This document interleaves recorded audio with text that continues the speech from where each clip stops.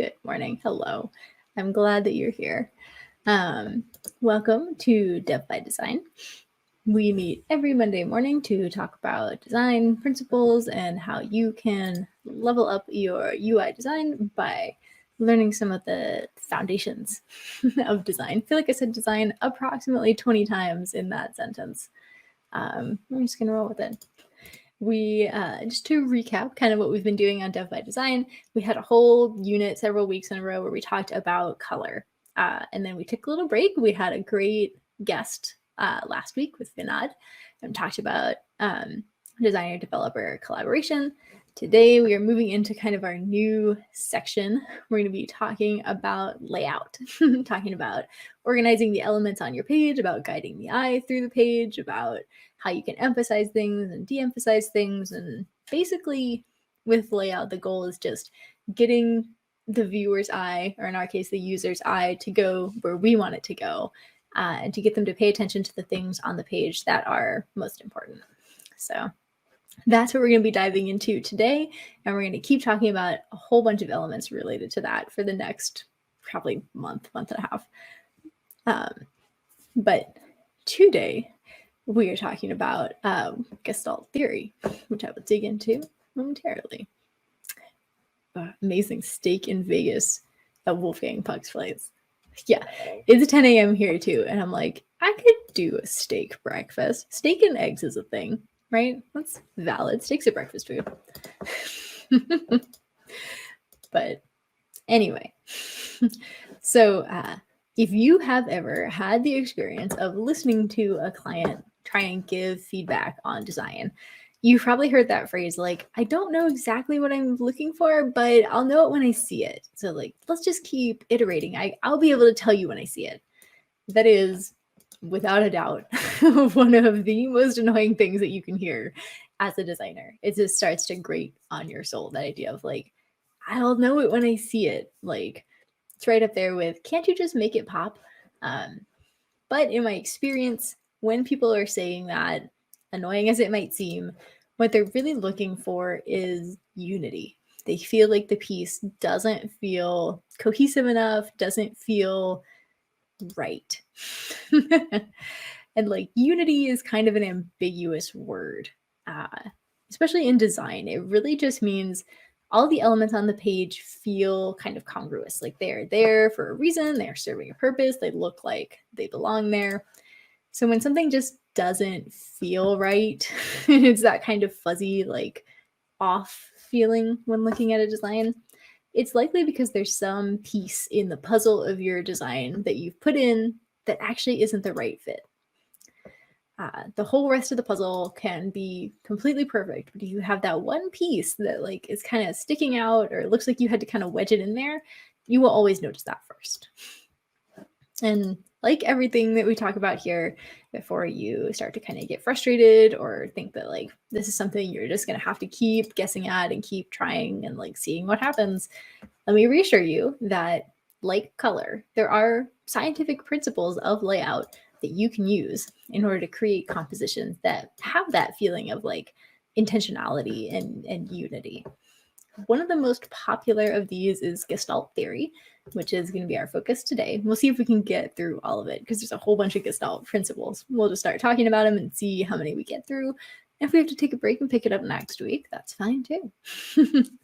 But basically, Gestalt theory says that humans have a natural inclination to group like objects and to try and find patterns in the stuff that we look at, which makes a lot of sense when you think about it, because the world is just full of so much information and our brains are trying to parse like so much happening at once all the time that of course we're trying to find some way to organize it all. We're trying to like make sense of it. And a lot of times humans do that by making generalizations. You know, we talk about that with like in a less positive light.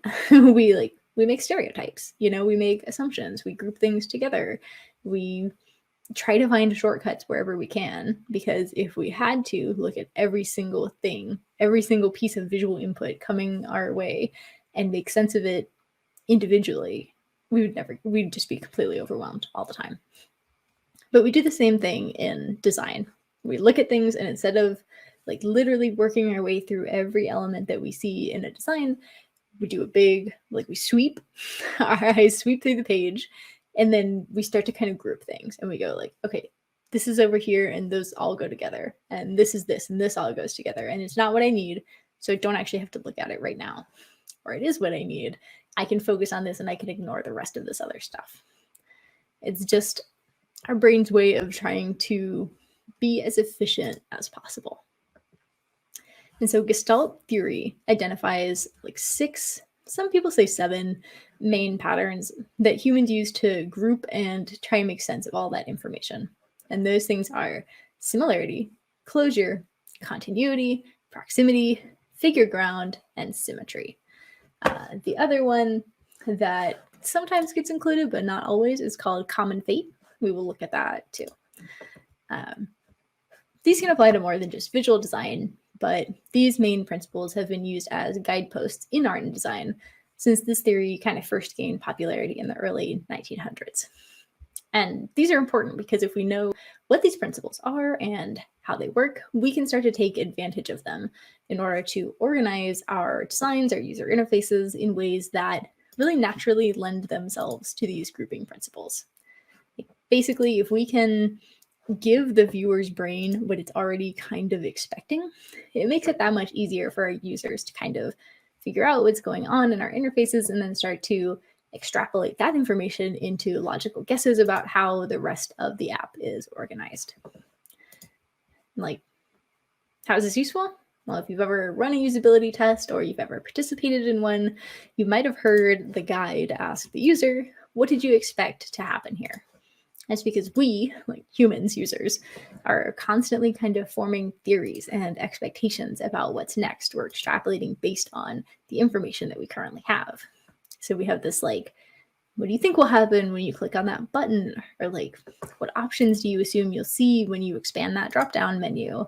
What page would you guess this feature is a part of? All of these things, we are making generalizations and educated guesses based on like other software that we've used or how things work like in the real world outside the screen, or like how the rest of the application that we're using is organized.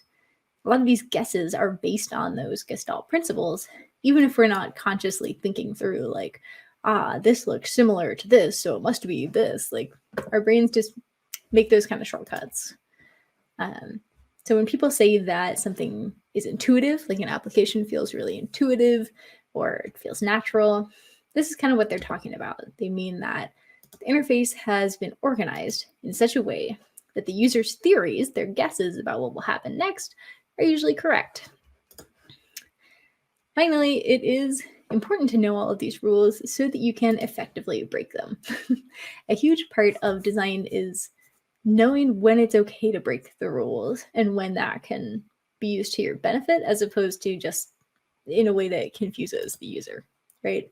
If you break all of the rules all of the time, the result is chaos, right? And it doesn't really matter. Like nobody notices that you're breaking a rule because you're also breaking 20 rules and the whole page looks insane.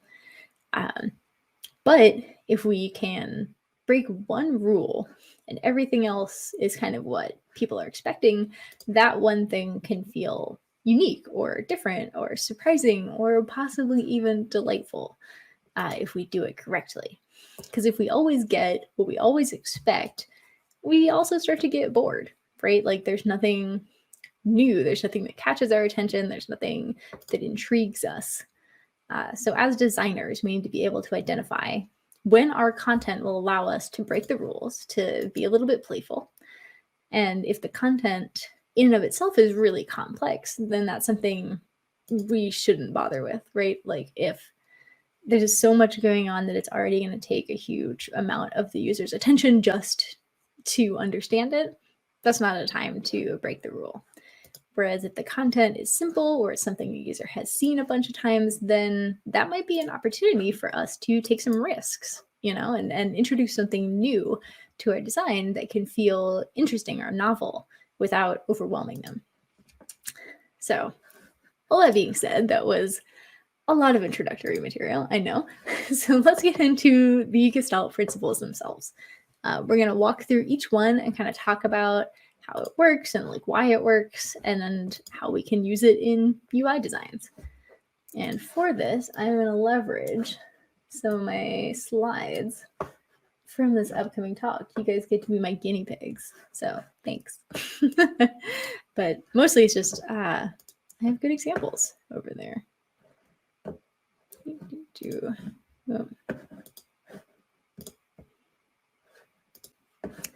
Oh, whoop. I want to share my screen, and evidently Chrome has lost permission to share my screen. That is frustrating. Let's see if I can fix it.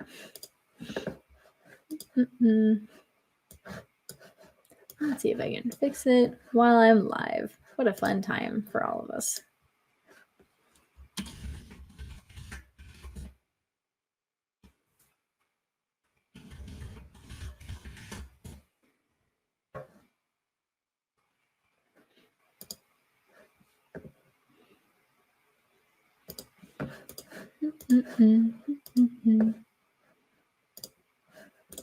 Love just minutes of dead silence.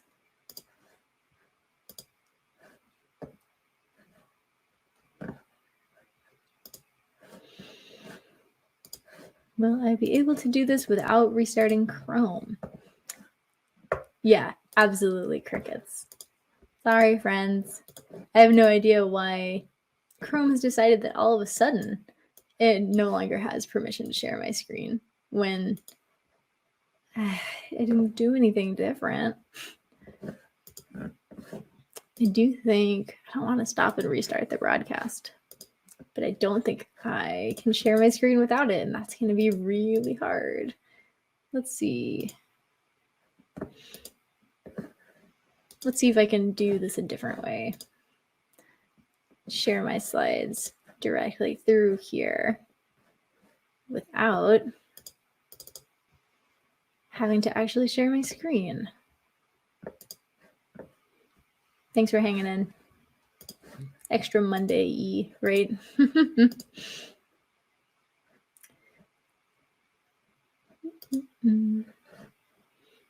It's processing my giant slide deck. This talk is, I'm going to get there. Here's a little information about this talk. I got accepted to 2 different conferences, as I mentioned earlier, doing the same talk, except one of them wants me to give it in a 50-minute slot, and the other one wants me to give it in a 25-minute slot. So I'm trying to find a way to condense 50 minutes of information down to 25. So we're going to get like one really like deep dive, like learn enough design to be dangerous, like, and then the other one's going to be an absolute speed run. And we'll see how it goes. Maybe the shorter one will be like a better fit, actually. Maybe it will be more condensed. Yeah. Your computer smells that you're live. It does. I must have run an update or something. It's trying to process my slides, but in its defense, there are like 70 slides in this deck because, as I mentioned, it's like a 50-minute talk. So we're just gonna see if this works. Oh, great. Cool, that worked. I'm gonna see if I can skip right to the slides that we need. Yeah, we solved it. Way to go, team. We are sharing screens without really sharing screens. All right. Back on the game, Gestalt Principles. The first one, victory. Hard earned today. It's a Monday morning-ish up in here. How dare they? On a Monday? When I'm so emotionally vulnerable? No. Okay. Similarity. So this principle casts a pretty broad net, right? By stating that you can create unity by including visually similar elements throughout your composition, and that the eye is going to group similar looking elements, right? So we can see here in this example, we've got a bunch of different elements. They are all evenly spaced. They are all evenly sized. And yet when we look at them, our eyes organize them into horizontal lines, right? We assume like there's a line of circles, there's a line of triangles, there's a line of circles with dots inside, right? And we do that because we are grouping those similar elements. Even though there's nothing to say that these aren't necessarily vertical, right? Or these aren't each individual and they shouldn't be grouped at all. What's telling our brains to group them is the fact that they look similar. So as long as we have things like this that consistently reappear in our design, we can leverage that to kind of tie back together disparate elements. So when we group these together into lines, we can then even go a step further than that and like assume that now we're grouping things into sets, right? So we see like this line of plain gray dots alternates, right? We get the gray dots and then the triangles, and then the gray dots and then the white dots and the gray dots and then the dots with the dots inside. So now we start to see even more a pattern. So we're grouping not just horizontally, but we're seeing this repeating pattern downwards. And it starts to like form our expectations. So if I were to ask you what the next line would look like, your guess would probably be another row of gray dots, right? So we can use this in terms of placing elements on our page and playing into what our users think will happen next. We see this a lot, just like text, right? If you are looking at a document that's pretty text heavy, you can kind of skim through and we'll see like a header and then some body text and then another header, then some body text and a header. So as we're scrolling through the page, we know like I can jump from header to find the information that I need. And then if it's something that I'm actually looking for, I can zoom in and actually read the body copy, right? But a lot of it, we're just skimming and we're using this kind of similarity as a shorthand to navigate through the document, find what we want. We can also use this for elements that aren't necessarily grouped, right? So if we've established this pattern with the repeating gray dots, if we saw a gray dot, if we used a gray dot somewhere else in a design, it would harken back to this. We'd make this connection. We'd be like, oh, that's right. This is part of this repeating pattern. So I can expect this to happen over here because I saw it happen over there. We see this used a lot in UI design, especially with like color, right? Color is a really easy way to tie things together. Sometimes we over rely on it. And as we talked about before, that has some drawbacks, especially from an accessibility standpoint. But it can also be a really good kind of shorthand to say like, hey, remember this? It's happening again down here. Next, closure. So closure is all about connection. It is about grouping items together and creating connections between them and how our brain fills in the gaps, even when something isn't explicitly shown. So in this example, we can see probably a square and a diamond is what you first notice. Even though there is no actual square or diamond drawn here, it's all these little like weird Pac-Man wedge shapes. We've filled in, we've closed the lines to connect the gaps here. And we're seeing the shapes that are inferred by everything else.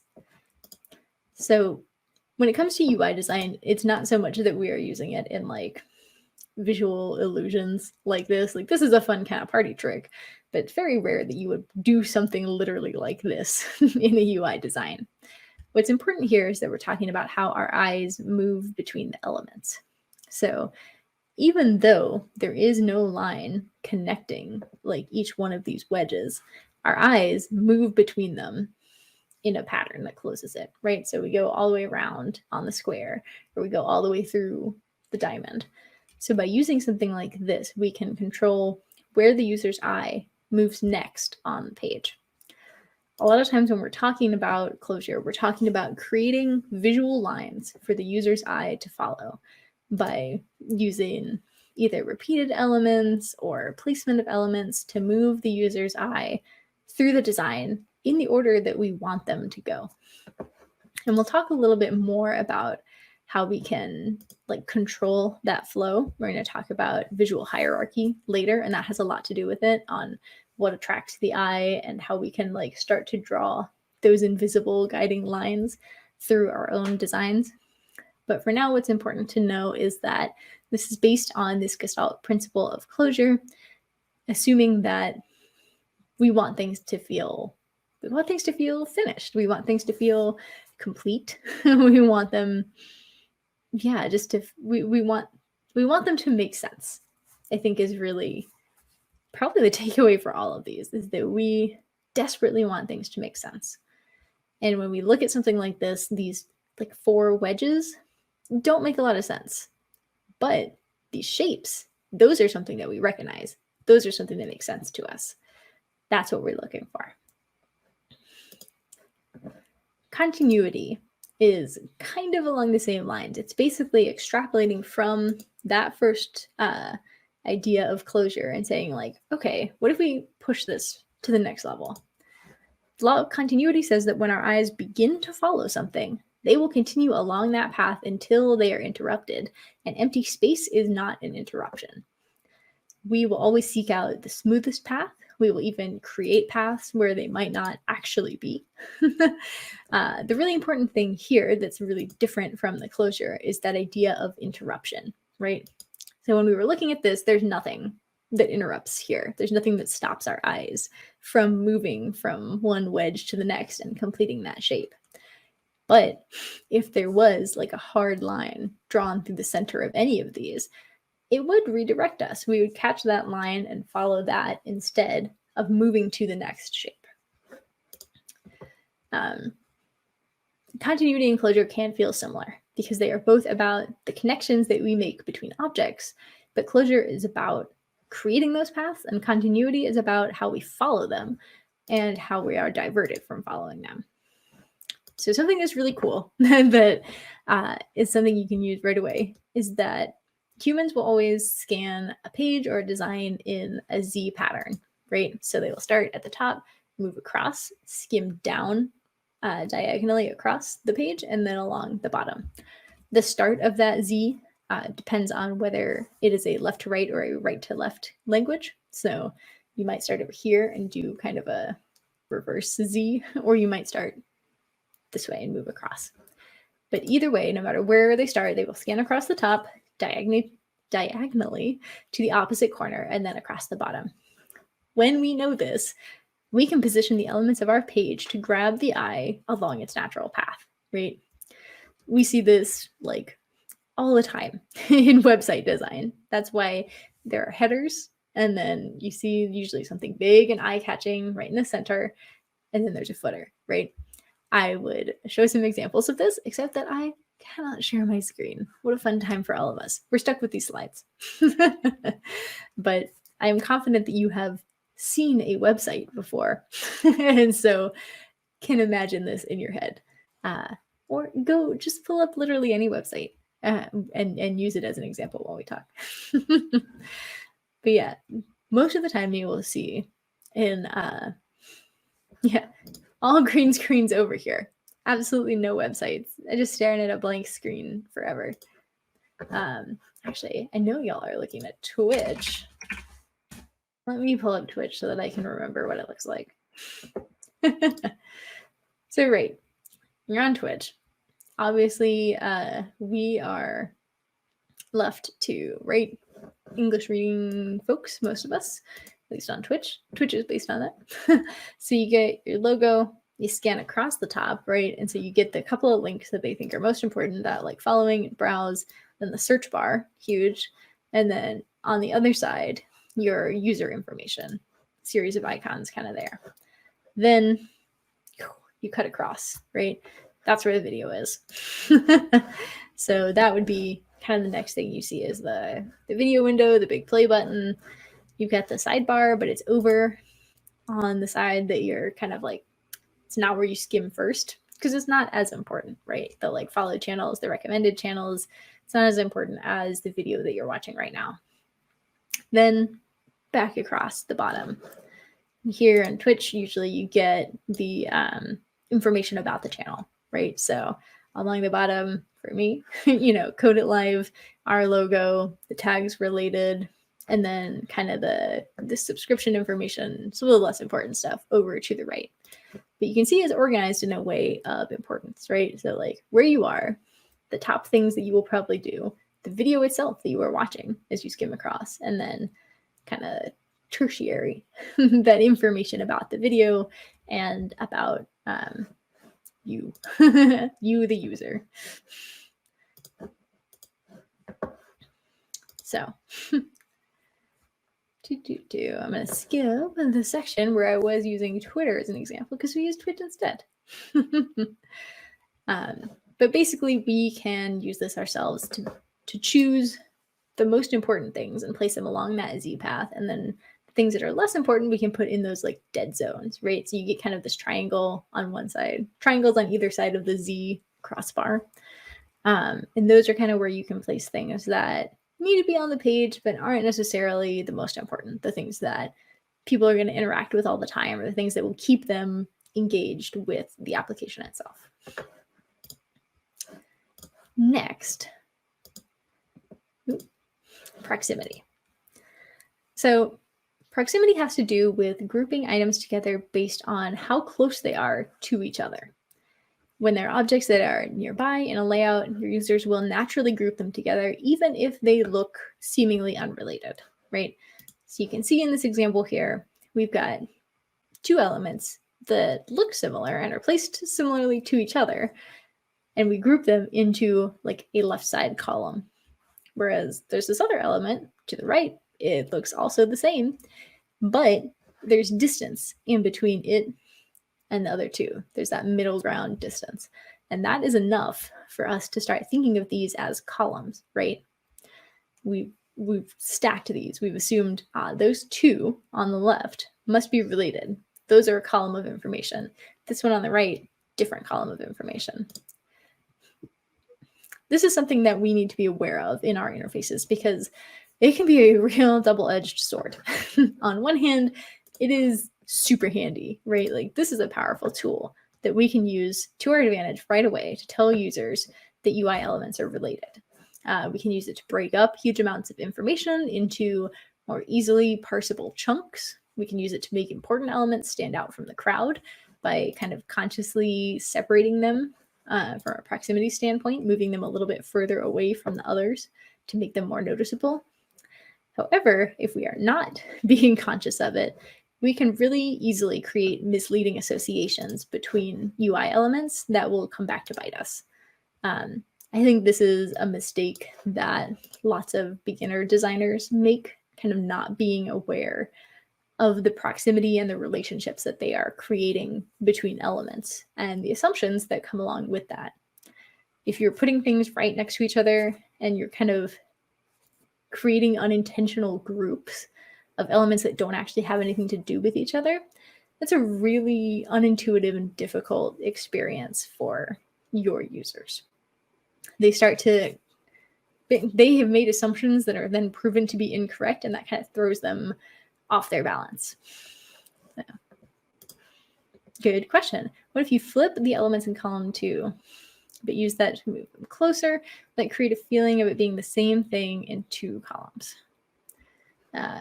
In this case, having the circle on the right in column 2, but removing or reducing the spacing. Yeah, in this case, I would say in general, like I know this is a weird example because it's just like wireframes, right? So we don't actually know what this content is. I would say in general, I would hesitate to flip the circle unless it is purely a design element.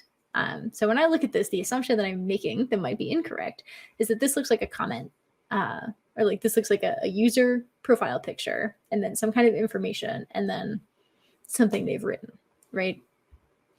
To me, this looks like 2 different columns of like comments, or maybe like a feed, some kind of a social media feed. I don't know, right? Like these are just blocks and shapes. But if that circle is conveying any specific information, and that is the same information as it is in the other column, I would not change the layout because I think that would kind of throw off a user, right? You'd have this question of like, well, why are the why are the profile pictures on the right side? Or like, what is that? Does that designate something different about this user? Does that designate something different about this column? If I wanted these to feel grouped, I would probably reduce the space in between the two columns. Another thing you can do is kind of harkening back to that like similarity thing. You can set like a height cap. The other thing that's making this one feel different, right, is that two of these are short, one of them is really long. If you kind of set like some kind of a point where it was like a see more or read more or whatever, and all of these had the same kind of height, and they were in like a grid structure, right? So let's imagine there were like 4 of them. So instead of just having one long one on the right side, we had 2 that look exactly the same. And then we removed that middle space in between them. Now we've created a grid structure instead of a column structure. And we're grouping all of those mentally as the same thing. That, I think, would be what I would do were I to want to create the feeling of them being the same. Oh, thank you. I hope you are having a great day too. It was a good question. And yeah, a grid would be how I would like quote unquote solve this if I was looking to make everything feel the same. Grids, fantastic for that kind of thing. We're going to do a deep dive on grids later. Like weeks later, not today, later. but yeah, you have to kind of be aware of creating those associations that aren't necessarily accurate, right? Because they really, really influence what the user will assume when they interact with the elements. Like, what will happen when I click on this button, or what does this mean, or what is this showing? Yeah, we kind of talked about that a little bit with like, if we move that circle, then it's like, well, what are we designating about this element as being different?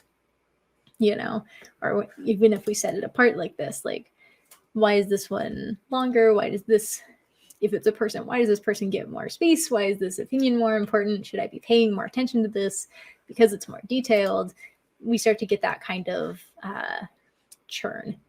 And when our users are looking at our applications, we don't ever want them to feel confused or to be like, why is this happening? Or what does this mean? Or even if they're not consciously thinking that, if they're splitting that one element apart and they're not supposed to, if this is all supposed to be similar information, grouped content, then we've created a situation where we've made one feel special or different and we didn't mean to. Water break. Next is figure ground. So this is one that we see a lot with like optical illusions, right? You've probably seen this one here with the like faces and the vase. And it depends like whether you see the faces first or whether you see the vase first, kind of based on what we're assuming is in the foreground and what we're assuming is in the background. Basically, what figure ground is saying is that our brains are used to seeing things in 3 dimensions. When we move through the world, when we interact with everything, it's 3D. Even when we are looking at 2D designs, at pages, at screens, at all of that, we're still carrying that with us, that assumption of depth that isn't technically there. But we recreate it, right? Like when we acknowledge that even when we're looking at flat objects, we're assuming depth, we can start to use that to like create order and structure in our elements. So even as simple as like, if you're looking at your screen right now and like me, you have like 27 windows open, right? I have at least 4 applications stacked on top of each other. And again, I would share my screen if I could, but each one of those casts like a little drop shadow, right? And each one gets like a little grayed out behind it. So we have the situation where we can see what's at the front of the stack. We've created a stack, right, that doesn't really exist because there's no actual depth. There's nothing 3D. But by using shadows and by using kind of layering, we have created the illusion that one window is in front of all the others.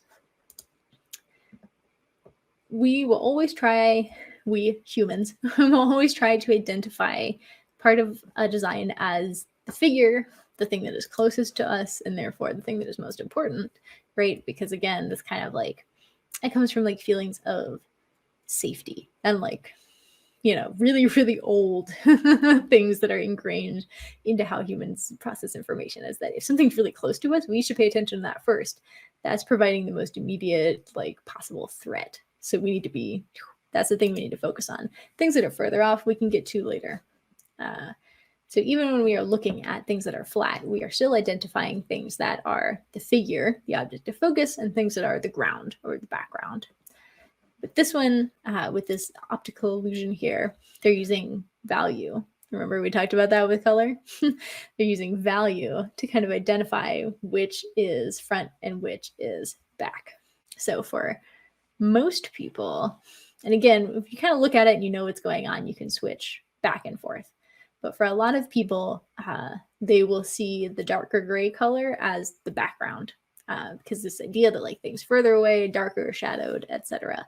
So most folks will see the vase in the one on the left, where the vase is lighter than the background, and then will flip when they look at the other one and see the faces, where the faces are lighter than the background. But yeah, when you know, and you can like sit and play with it in your mind, it gets wild. Oh yeah, the spinning ballerina one is weird, where you can change the direction that it's spinning kind of based on how you're looking at it. That one is wild. Different, but wild. So moving forward under the assumption that you are not actually looking to create optical illusions in your user interface, and I cannot say that I suggest that, you can start to use this figure and ground separation to manipulate the way in which people focus on elements in your designs. Again, it is human nature to focus on the thing that is closest to us because that is the most relevant, the most important thing. So when we create designs in which we can move one element to the front of the visual stack, we can start people's attention there. We can grab their attention. We see this a lot actually with like pop-up modals, right? So a lot of times you'll click on something, the modal will show, it'll gray out the whole background. You'll get the drop shadow behind the modal. Right there, we have created figure ground, right? And the modal is the figure, and everything else behind it that we've grayed out and thrown that shadow over, ground.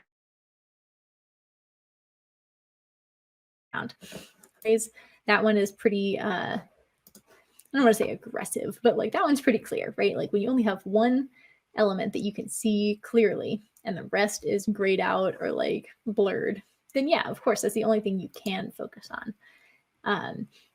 That is using clarity, right? In order to differentiate. That kind of plays off like, again, the further away you are from things, the more blurry they get, the harder they are to read. If we blur things out in the background, we're telling the brain like, that's far away. Don't worry about it. Don't sweat it. We can do this also with contrast, which is what's happening in this example here, where we've created a sharp contrast between the figure and the ground by using value, light and dark values to differentiate. And again, the darker value is the one that people will usually assume is the background.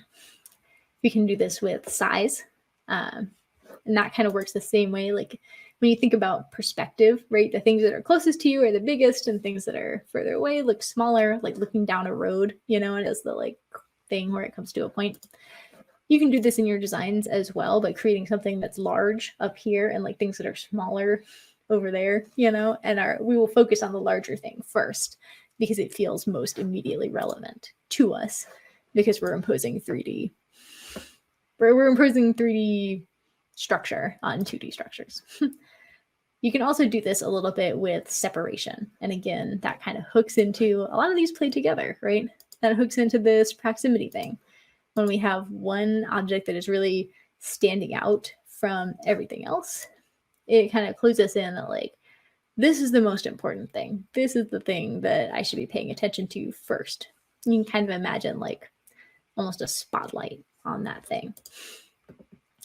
All those like 4 ways are things that we can do to leverage our structure to draw the user's attention to the items that we want them to be focused on. And that could be like a call to action button or a really important announcement or just like the main content of your page. This is also why some pages will feel really chaotic to us, right? When we're looking at something and everything is the same size and it's all kind of drawing our attention equally, that feels really overwhelming. Because when you think about it, it would be like if you walked into a room and everything was right in front of your face.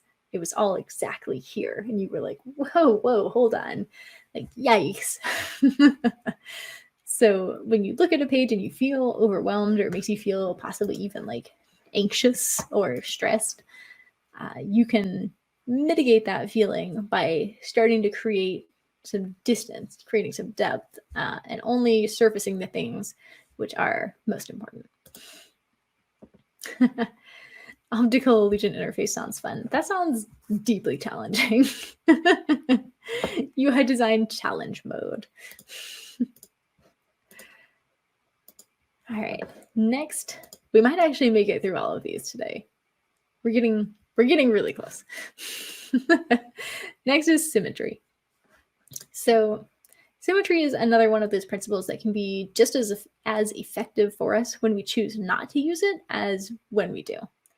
So the Gestalt principle of symmetry says that objects which are symmetrical, the same on both sides, if you were to draw a line directly down the center, those are likely to be perceived as part of the same group, which we can extrapolate to say that objects which are not symmetrical are more likely to stand out. So the example for this one, it's a good example of what symmetry is, but it isn't necessarily the best example of how we can use it, right? So kind of in the same way that we've seen with other principles, our brain desperately wants to group things. Symmetry is a really big way that we can do that. Humans will naturally gravitate to symmetrical designs because they have a feeling of safety. And again, this kind of comes back to those like really intrinsic, like old human warnings, like instincts even. When we look at something and it's unsymmetrical, asymmetrical, unsymmetrical, not really a word. When it's asymmetrical, it feels unstable, right? And if we're thinking about that from like an actual structural standpoint, you wouldn't want to like climb or walk on something that doesn't feel stable, or you wouldn't want to like walk underneath something that feels unbalanced, because that feels like danger to us. Symmetry, on the other hand, yes, asymmetrical is a word. I said unsymmetrical, which in fact is not. I'm pretty sure. I worked my way to asymmetrical, but it was a wandering journey. So symmetry, we gravitate to because it makes us feel safe.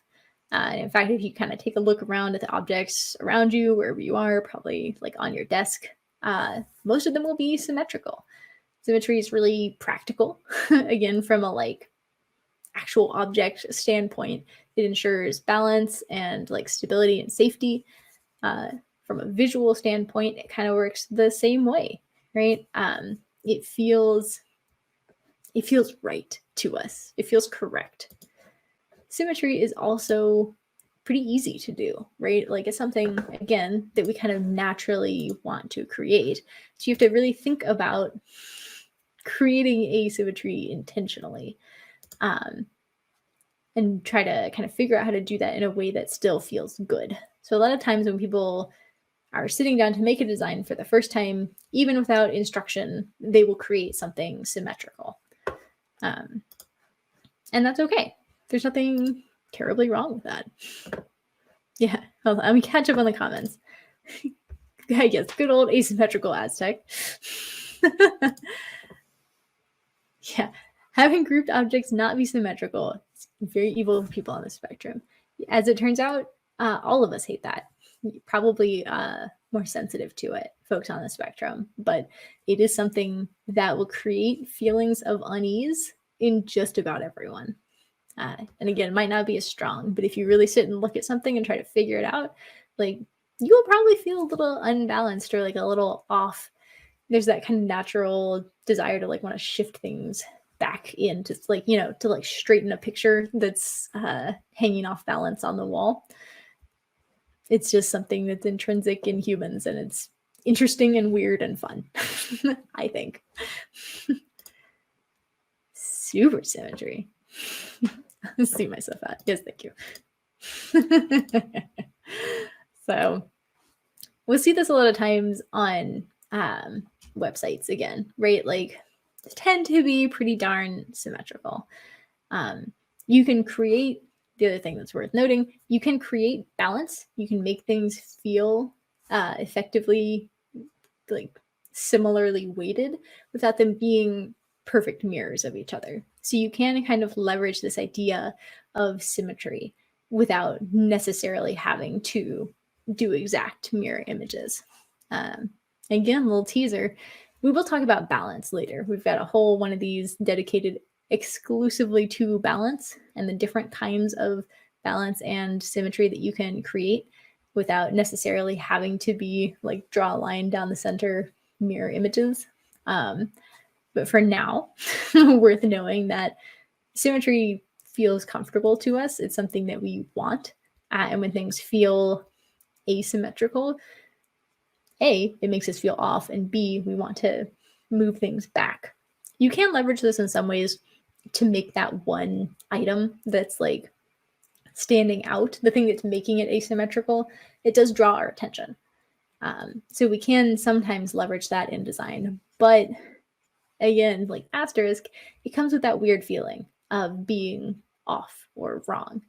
So we have to play carefully with it, because unless it's something that we want to feel intentionally wrong, which sometimes we do. Sometimes we want to communicate a feeling of something being off or something being incorrect or something you should be aware of. It should make you feel, whatever. It should be like a warning or something. We can leverage those feelings intentionally, but we have to do them with attention and caution, I would say. Because in general, the goal, especially of UI design, is not to make people feel that way. However, if you were like designing a poster for like a horror movie or something, that might be something you could lean into to like get that feeling, that weird feeling, that off feeling. So we've talked a little bit already about this idea of like subverting user expectations. Oh, wait, hold on. I told you we were going to talk about that seventh one, and I forgot for a minute. Coming out of the shower gives everyone watching a feeling of unease. Sorry, Thindle. Okay, last one. Common fate. So this one has more to do with motion. And it's something we can leverage more when we're talking about like UI animations than necessarily static design. But it basically says that if there are elements that all kind of move together, that feel as if they're moving in the same way, at the same rate, along the same path, we will group them. So this example here, right, shows like a school of fish. And even though like some are bigger and some are smaller, and you can kind of see like some are closer, some are further away, they're all moving as a group along that path. We will make that assumption as well. This is, again, when it doesn't always get included in Gestalt roundups, but it's worth knowing, especially if you are doing any kind of animation design, that you kind of, most of the time, want your stuff to be perceived in this way. You want things to kind of move together as a group. Or, again, kind of on the flip side, if you want things to feel separate, don't place them too closely together. Don't have them kind of immediately follow each other. Don't have them move, in synchronicity. Because those things will make people assume that they should be viewed as one object. Grouped versus chaos. Yeah, pretty much. That's really, if you were to boil all of the Gestalt principles down, that would pretty much be it, right? Is that we're just so desperately, human brains are so desperately trying to group things together because that makes sense to us. And when we can't do that, it feels overwhelming and it feels chaotic. So when we look at a page, when we look at anything, really, when we take in the vast amount of visual stimuli that humans encounter as they move through the world, we attempt to break those down into groups, into related things, so that we can process it without just feeling like we're drowning all the time. it's the human way of making sense of the world. We love to put things in boxes. It's just what humans do. It's a very natural tendency. Sometimes it bites us in the ass, but most of the time it helps us make sense of the world. So the kind of flip side of this coin is subverting user expectations. And I want to talk about that just a little bit before we wrap up for today, right? So when we know what our users are expecting, we're actually in a really great position, because that gives us the option to either play into their expectations and create like a really smooth, a really intuitive experience that can in and of itself be great, or it also gives us the chance to experiment with giving them something that's unexpected. You might already have heard the phrase like surprise and delight that kind of describes this, that idea of giving a customer or a user something that is pleasant and unexpected, that keeps them from becoming bored, piques their curiosity, demonstrates how you go above and beyond.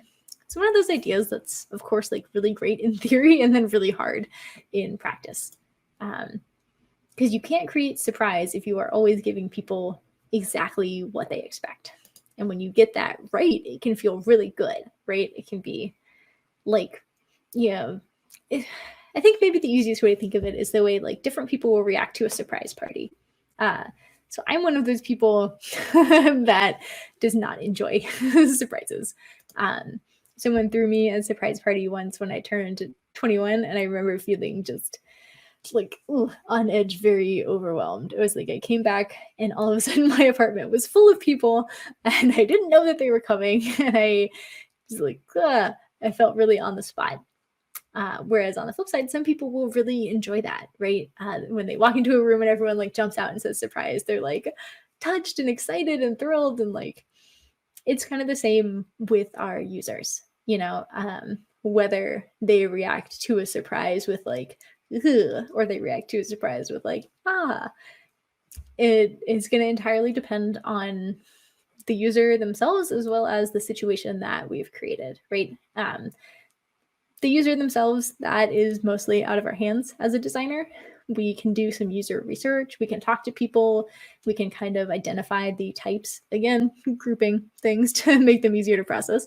We can identify the types of users that most often use our application or visit our website, and kind of think about what they want and why they're there.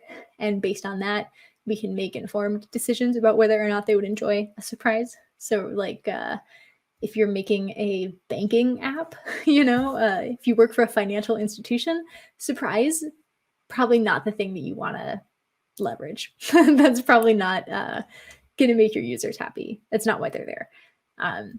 But on the flip side, if you are making a game, like a children's game, or you're making like a social media app or something, you have a little bit more room there to play with the idea of surprise, and hopefully having it come with some delight instead of just being taken back, right? Yeah. User expectation drives so much. Otherwise, I'm reaching into a black box and who knows what I'm pulling out. That is exactly it, right? And when we're talking about these Gestalt principles, we're talking about kind of shaping the box, right? So we have the chance, by using these things, by knowing how the human brain works, how we group things, the patterns we're looking for, the assumptions we're making, that gives us an insight into what those user expectations are likely to be. So that if we want to create something surprising, we can do so in a way that is structured and that is not overwhelming, and that is not integral to what they're using your app or website to accomplish. Because that's the other thing. Like, surprise is fun on the fringes. You never want a surprise to interrupt the mission of your user. If they're there to do a specific thing and your surprise interrupts them or makes it harder for them to accomplish their goals, that never feels good. Literally never. If you can add something little that like, oh, I wasn't expecting that, and that's really cute. Or, hey, I didn't know they were going to do that, and that's really sweet. A good example of that A lot of people talk about like the Twitter, on Twitter, you get those like balloons or confetti or something on your profile on your birthday. That's a good example of surprise and delight because it does not interrupt what you're there to do. It's very minor. It's very quick. It's over like immediately. It takes seconds. And so you just kind of go like, oh, cool. And then you can keep going. Yep, that's another great example. The Google logo changing for holidays and stuff. You know that the Google logo is going to be there. You still know exactly what's going to happen when you click on it. They've still created that like expectation. When you click on it, you're going to get more information about the holiday or the event or the person. The functionality of the Google search itself does not change, but it's just a little something extra. You know, those kinds of things make for good, good subversions of expectation, good surprises. The trick with this is to make sure that either the stakes are low or the reward is high. So when the stakes are low, the risk is low, we don't mind as much when something isn't exactly what we thought or what we expected it to be. And that means that we as creators, we will eventually miscalculate and give a user a surprise that is not delightful. That is effectively inevitability, right? Even if we launch something, we add something new and 95% of our users love it, there's always going to be that like 5 to 10 that are like, meh, not for me, right? We will inevitably let someone down. What we want to do is minimize the impact of that. So when we are choosing surprises where stakes are low, that means that even that user that hates it won't be too upset because they weren't really highly invested in the first place. You can do this really well with like animations, with notifications that can be dismissed, with copy that's written in an unexpected way. You know, if something's like kind of casual or playful, or like you make a joke in the copy, you add a cute little animation, something has like whatever, confetti, or it just looks fun or cute or moves in a way that you didn't expect. Those are good examples of things that you can do without being super disruptive. And even if someone doesn't like it, it's unlikely that it really interrupts what they're doing. It's just kind of like, that was weird, you know? Yeah. Fuel always in the 5%. No matter what is added, fuel will hate it. Fail fast and fail forward. Absolutely. Yes. This is the other flip side of that, right? Is that if you're going to do something that is big and unexpected, if you're going to have a surprise where the stakes are high, the reward also needs to be incredibly high, or you need to be able to turn it off. You will often see this approach taken with like games that have to go down for maintenance, you know? So there's this idea that like you go to log into your favorite game, you are unpleasantly surprised because you can't get in, right? Like servers are down, it tells you like come back in 3 hours or something, right? But when you log in next, there's usually like a gift. There's some kind of like in-game currency or like new outfits or new something, right? Something that the update provided that enhances your play experience. That makes it worth having been inconvenienced for a short time.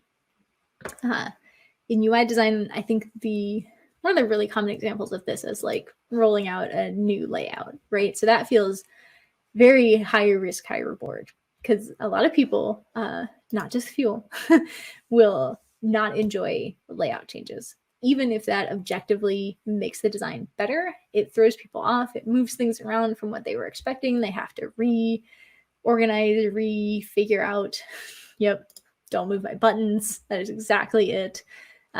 Even if it ends up being better, there's a huge feeling of disorientation and upset right at the beginning. Yeah. Don't touch. This is a feeling of like immediately like don't touch. Even if it's bad, you've learned how to work around it. So if you are going to redesign someone, you better redesign something. Haha.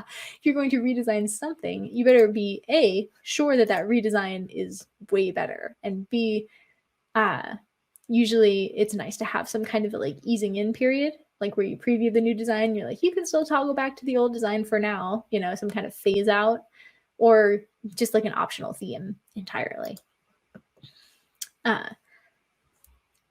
Finally, always remember that there is only so much surprise that any one person can take. If everything feels unexpected and disruptive and new and whatever, that actually makes your software just really hard to use. It makes your website really unintuitive, and people will simply choose not to. It's not worth it, right? It's important to be careful and choose thoughtfully about where you opt to step away from the norm, where you opt to like step away from those Gestalt principles and the things that people are expecting from you, and to make sure that you are not doing it everywhere.